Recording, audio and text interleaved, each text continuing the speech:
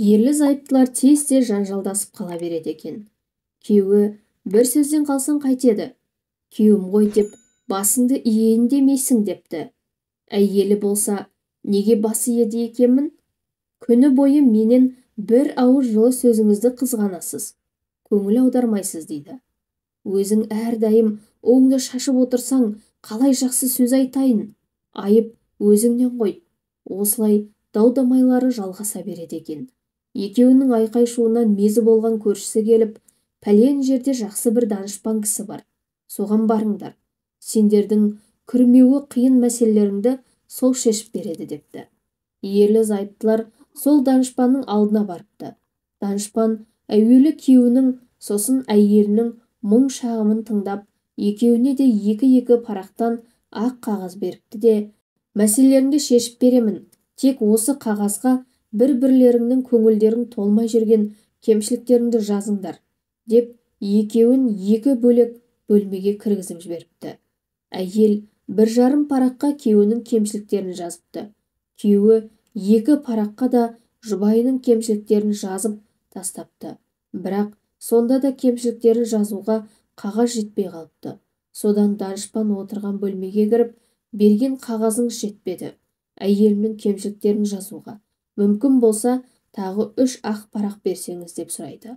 Сонда данышпан, берген қағазым жетпейтінін және сен тағы қағаз сұрап келеріңді біліп едім. Сен негізі онымен ажыраспақшысың ба, әлде татуласпақшысың ба деп сұрақ қойыпты. Сонда жігіт, жоқ, 2 перзентім бар, ажырасу ниетім жоқ, тек әйелім сәл өзгерсін, маған бас иіп мойны сұса деймін деп жауап қайырады. Данышпан сонда жігітке былай дейді. Еркектің әйелмен ешқашан теңдеспеуі керек. Егер әйелі бас игенін қаласа, ерлік құқығын қолдан бермеуі керек. Міне саған да, оған да қағаз бердім.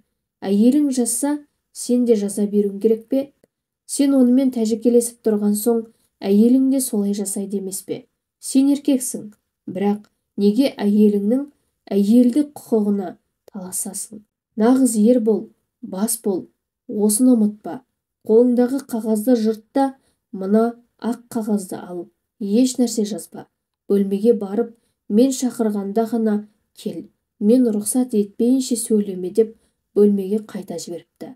Біраздан соң данышпан екеуін құзырына шақырып, әйелге, қане жазғандарыңызды оқыңыз дейді. Әйел оқи кетіпті. Менің бар жоғымды да сезбейді.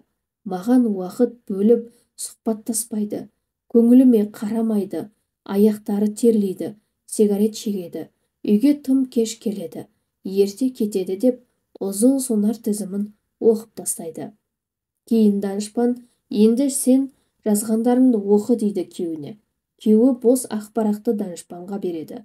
Сонда данышпан, әйелінің кемшілігін таба алмапсың ғой деп жымияды. Сонда әйелі күйеуінің еш нәрсе жазбағанын, демек ол өзін қандай болса сондайлығынша сүйетінін, оның кемшіліктерін жазып қателескенін түсініп, күйеуінің аяғының астына өзін тастап, көзінен жас төгіледі.